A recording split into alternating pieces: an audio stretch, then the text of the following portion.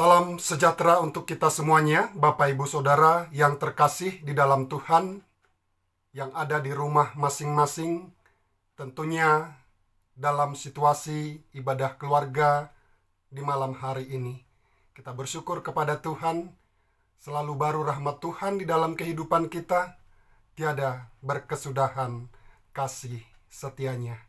Mari Bapak Ibu Saudara, kerinduan kita untuk mendengarkan firman Tuhan malam ini.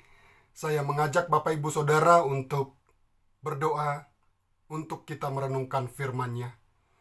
Bapa, Engkau sungguh baik di dalam hidup kami.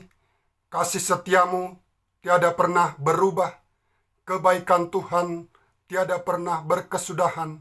Hari demi hari kami mengalami kemurahan Tuhan. Hari demi hari kami mengalami kasih Tuhan. Terima kasih Bapa, malam ini kami boleh bersama. Kami percaya ketika kami datang kepada Tuhan, kami percaya ketika kami datang menyembah Tuhan, masuk dalam hadirat Tuhan, Engkau yang akan terus ada di dalam kehidupan kami. Berkat-Mu melimpah, kasih setiamu nyata di dalam sepanjang hidup kami. Bapa di dalam surga, berkati kami malam ini Tuhan.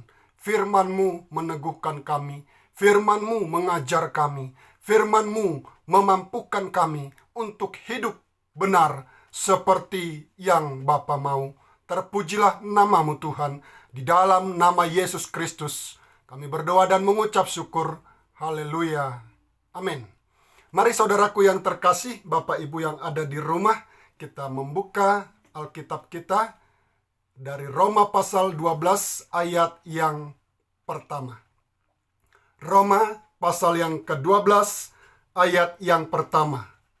Mari kita membaca bersama-sama bagian firman Tuhan ini yang sudah tidak asing lagi dalam kehidupan kita. Sering kita boleh mendengarkan firman Tuhan melalui bagian pasal Roma 12. Secara khusus ayat yang pertama. Demikianlah firman Tuhan. Karena itu saudara-saudara, demi kemurahan Allah, aku menasihatkan kamu supaya kamu mempersembahkan tubuhmu sebagai persembahan yang hidup, yang kudus, dan yang berkenan kepada Allah. Itu adalah ibadahmu yang sejati. Karena itu saudara-saudara, demi kemurahan Allah, aku menasihatkan kamu supaya kamu mempersembahkan tubuhmu sebagai persembahan yang hidup, yang kudus, dan yang berkenan kepada Allah. Itu adalah ibadahmu yang sejati. Malam ini saya berikan judul renungan kita, pelayanan yang sejati. Mungkin Bapak Ibu Saudara bertanya, kenapa menjadi pelayanan sejati, bukan ibadah yang sejati? Nah, saudaraku yang terkasih di dalam Tuhan Yesus Kristus, di dalam Alkitab ada beberapa kata yang dapat menjelaskan tentang ibadah. Ada beberapa kata yang digunakan untuk menyebutkan ibadah, baik itu di dalam perjanjian lama maupun di dalam perjanjian baru. Beberapa waktu yang lalu kita sudah pernah mendengar dalam renungan kebaktian keluarga juga tentang istilah yaitu avodah, avad, yang juga menjelaskan tentang ibadah. Dan kemudian ada juga dengan sebutan leiturgia. Avodah, leiturgia, latreia, treskeia, dan juga eusebias. Jadi Bapak Ibu Saudara yang terkasih di dalam Tuhan Yesus Kristus, kata-kata yang saya sampaikan tadi itu menyebutkan penyebutan yang sama, yaitu ibadah. Tetapi memiliki pengertian yang juga menjelaskan tentang arti yang lain. Di mana arti yang lain ini juga menjadi bagian dari ibadah itu sendiri. Beberapa waktu yang lalu, di dalam renungan itu juga saya sampaikan kepada Bapak Ibu Saudara bahwa ibadah itu terbagi dua. Ibadah yang seperti kita pahami, kita boleh bersama-sama datang ke rumah Tuhan, ataupun juga kita bersama-sama membangun mesbah doa, atau juga secara pribadi kita membangun keintiman dengan Tuhan. Nah, ini ibadah dalam pengertian yang pertama. Kita menyembah Tuhan, kita bermazmur, kita memuji Tuhan. Dan dalam waktu yang juga bersamaan kita mendengarkan firman Tuhan. Tetapi juga ibadah dapat juga dijelaskan sebagai pelayanan kita kepada Tuhan. Dalam hal ini juga bagaimana kita bekerja dengan baik, itu juga merupakan bagian dari ibadah kita kepada Tuhan. Dan di dalam Roma pasal yang ke-12 ini, Bapak Ibu Saudara, kata Yunani yang digunakan untuk menjelaskan ibadah adalah latreia. Dan latreia yang dimaksud di sini adalah pelayanan. Jadi Bapak Ibu Saudara, bisa dikatakan, karena itu saudara-saudara, demi kemurahan Allah, aku menasehatkan kamu supaya kamu mempersembahkan tubuhmu sebagai persembahan yang hidup, yang kudus, dan yang berkenan kepada Allah. Itu adalah pelayananmu yang sejati. Ya, tentunya sebagaimana yang saya sampaikan tadi, pelayanan itu juga adalah bagian dari ibadah. Dan kalau kita dapat mempersembahkan pelayanan yang sejati, maka itu adalah pelayanan yang berkenan kepada Tuhan. Pelayanan yang hidup. Firman Tuhan mengatakan supaya kamu mempersembahkan tubuhmu sebagai persembahan yang hidup, yang kudus, dan yang berkenan kepada Allah. Nah, saudaraku yang terkasih di dalam Tuhan Yesus Kristus, Rasul Paulus menyampaikan bagian firman Tuhan ini kepada jemaat di Roma. Jemaat di Roma ini bukan berasal dari bangsa Israel, tetapi mereka adalah orang-orang di luar Israel yang kemudian percaya kepada Tuhan Yesus Kristus, menerima Injil.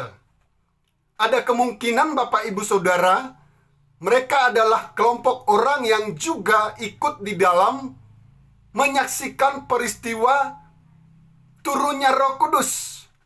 Lalu kemudian Rasul Petrus berkhotbah di dalam Kisah Para Rasul.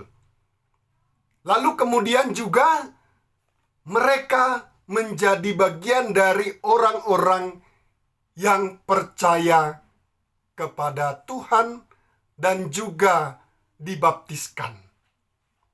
Setelah itu mereka pulang ke tempat masing-masing dan juga ada yang pulang ke kota Roma. Mereka menjadi kelompok orang percaya. Dan pada saat itu, saudaraku yang terkasih, mereka punya semangat, mereka punya roh yang bergairah untuk mengikut Tuhan. Oleh karena itulah, Bapak Ibu Saudara yang terkasih, Rasul Paulus menuliskan firman Tuhan ini kepada mereka, supaya mereka memiliki pengertian yang benar bagaimana mengikut Tuhan yang benar. Pengertian yang benar bagaimana mengikut Tuhan dengan cara yang benar. Supaya mereka tidak hanya memiliki pandangan, memiliki konsep, memiliki pemikiran kalau mengikut Tuhan itu hanya kemudian menerima keselamatan, lalu kemudian hidup kudus, dan sebagainya. Rasul Paulus ingin menyampaikan pengajaran yang benar kepada mereka, bahwa mereka menerima Injil, percaya kepada Yesus, bukan hanya untuk supaya mereka mengalami hidup kekal, mereka mengalami keselamatan di dalam Kristus, mereka menjadi pengikut Yesus, mereka menjadi murid Yesus. Tetapi yang terpenting dan terutama adalah agar mereka juga mengerti kalau mereka dipanggil oleh Tuhan untuk melayani Tuhan. Mereka dipanggil oleh Tuhan, diselamatkan, ditebus, adalah untuk dipakai Tuhan menjadi alatnya. Inilah yang merupakan persembahan yang hidup. Dan firman Tuhan mengatakan, demi kemurahan Allah, aku menasehatkan kamu. Jadi kemurahan Allah yang mereka sudah terima. Mereka menerima keselamatan di dalam Yesus Kristus. Ini adalah kemurahan Allah bagi jemaat di Roma. Demikian juga bagi saya dan saudara. Bisa dikatakan saya dan saudara sama dengan jemaat di Roma ini. Bukan merupakan orang-orang yang berasal dari bangsa Israel. Tetapi kita juga mengalami kemurahan Tuhan, anugerah Tuhan. Mengalami kasih Tuhan, kasih Bapa. Bukan hanya bangsa Israel itu. Kita diselamatkan. Saya dan saudara ditebus. Saya dan saudara memiliki hidup yang kekal di dalam Yesus Kristus. Oleh karena kemurahan Allah, Ia merelakan Tuhan Yesus Kristus, anaknya yang tunggal itu, mati di kayu salib demi saya dan saudara. Kemurahan yang besar yang Allah berikan sebagai anugerah bagi saya dan saudara. Oleh karena itulah Rasul Paulus menasehatkan agar saya dan saudara, jemaat di Roma, mempersembahkan tubuh sebagai persembahan yang hidup, yang kudus, dan yang berkenan kepada Allah. Bagaimana caranya? Adalah bagaimana saya dan saudara melayani dengan sungguh-sungguh. Melayani dengan benar. Melayani dengan setia. Melayani dengan segenap hati. Dan persembahan yang hidup yang dimaksud di sini adalah bagaimana saya dan saudara bukan hanya mempersembahkan tubuh kita datang ke rumah Tuhan, mempersembahkan tubuh kita datang ke hadirat Tuhan secara pribadi, mempersembahkan tubuh kita datang bersama-sama dengan keluarga di dalam ibadah mesbah keluarga. Tuhan tidak hanya menginginkan kita memiliki pengertian ibadah yang seperti itu, tetapi bagaimana saya dan saudara juga terpanggil untuk melayani Tuhan.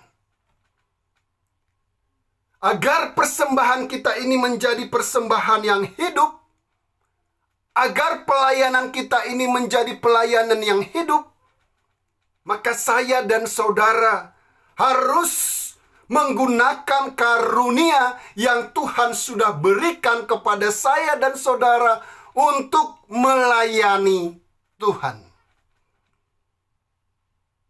Saya dan saudara sudah tahu betul bahwa setiap orang percaya diberikan oleh Tuhan karunia. Ada yang 1 mungkin, ada yang 3, ada yang 5, ada yang lebih. Bukan persoalan berapa banyak yang Tuhan berikan, tetapi bagaimana saya dan saudara menggunakan itu dengan sungguh-sungguh, menggunakan itu dengan benar, menggunakan itu dengan segenap hati. Tidak menyimpannya, tidak mendiamkannya. Saya diberi Tuhan karunia mengajar. Bapak, Ibu, Saudara, ada yang diberi Tuhan karunia melayani. Ada yang juga diberikan karunia mendengar dan lain sebagainya. Pergunakanlah itu, Bapak, Ibu, Saudara. Supaya dengan demikian kita dapat menjadi persembahan yang hidup di hadapan Tuhan. Mempersembahkan pelayanan yang sejati kepada Tuhan. Itu yang Tuhan rindukan. Jangan kita berdiam saja ketika kita datang ke rumah Tuhan, ketika kita mengikut Tuhan. Tuhan rindu kita tidak hanya sekedar menyembah dalam pengertian ibadah, seperti ibadah minggu, seperti dalam kebaktian keluarga. Tetapi Tuhan rindu kita menggunakan karunia kita. Banyak hal yang bisa kita lakukan sesuai dengan karunia yang Tuhan percayakan. Persembahkanlah tubuhmu sebagai persembahan yang hidup, yang kudus dan berkenan kepada Allah. Mari Bapak, Ibu, Saudara, agar kita juga dapat mempersembahkan tubuh kita sebagai persembahan yang hidup, tetapi juga persembahan yang kudus dan yang berkenan kepada Tuhan. Mari kita menjaga kekudusan hidup kita. Mari kita menjaga hidup kita benar di hadapan Tuhan. Agar pelayanan kita melalui karunia yang kita pakai untuk melayani itu menjadi pelayanan yang berkenan di hadapan Tuhan. Jangan mencemari pelayananmu dengan ketidakkudusan. Dan bagaimana agar pelayanan kita itu menjadi pelayanan yang berkenan kepada Tuhan? Mari kita melayani dengan hati kita. Mari kita melayani dengan kesungguhan. Mari kita bersama-sama memiliki hati yang rindu untuk mengerjakan pekerjaan Tuhan. Bagaimana agar pekerjaan Tuhan di gereja kita bertumbuh? Melalui pekerjaan Tuhan itu gereja kita bertumbuh. Banyak orang yang boleh dapat datang kepada Yesus. Banyak orang yang kemudian menikmati kasih Tuhan. Kita bersehati, Bapak, Ibu, Saudara. Tidak lagi saling melihat kepentingan diri sendiri. Mari kita juga melihat hati kita. Bagaimana kita menguduskan motivasi kita kepada Tuhan. Semata-mata kita melayani hanya untuk kemuliaan nama Tuhan. Hanya untuk bagaimana pekerjaan Tuhan bisa tumbuh dan berkembang melalui gereja kita. Mari saudaraku yang terkasih, inilah yang disebut dengan pelayanan yang sejati demi kemurahan Allah. Mari kita bersama-sama bergandengan tangan. Seberapa yang Tuhan percayakan di gereja kita, kita memulai dengan jumlah itu. Kita bersama-sama melakukan pelayanan yang sejati, yaitu pekerjaan Tuhan untuk hormat dan kemuliaan nama Tuhan. Biarlah nama Tuhan saja yang dipuji di dalam dan melalui kehidupan kita, di dalam dan melalui gereja kita. Mari kita berdoa. Segala puji dan syukur kami bawa kepadamu Tuhan, Kau Bapa yang baik. Terima kasih Bapa, firman-Mu mengingatkan kepada kami sore hari ini. Bagaimana kami dapat mempersembahkan tubuh kami menjadi persembahan yang hidup, yang kudus dan berkenan kepada Tuhan. Melalui pelayanan kami yang sejati di hadapan Tuhan. Terpujilah nama-Mu Bapa. Di dalam nama Yesus kami sudah berdoa dan mengucap syukur. Haleluya. Amin. Shalom, salam sejahtera bagi kita semuanya, jemaat yang terkasih di dalam Yesus Kristus. Amin.